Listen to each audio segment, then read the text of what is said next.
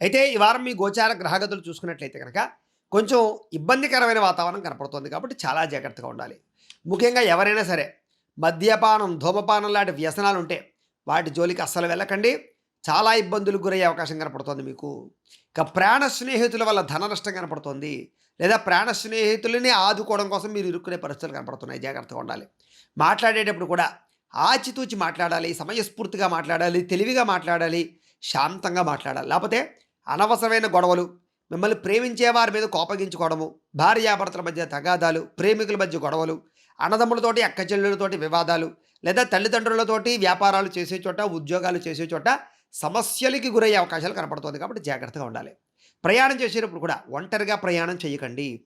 లేదా ఎవరితోటైనా సరే తోడుగా ఉండడానికి ప్రయత్నం చేసుకోండి. రాత్రి ప్రయాణాలు వాయిదా వేసుకోండి. మద్యపానం సేవించి వాహనాలు నడపకండి. వ్యసనాలకు దూరంగా ఉండండి. గొప్పలకి పోకండి. నిరాడంబరంగా ఉండండి. దుబారా ఖర్చులు చేయకండి. ఈ వారమంతా ధన నష్టం ఎక్కువ కనపడుతోంది.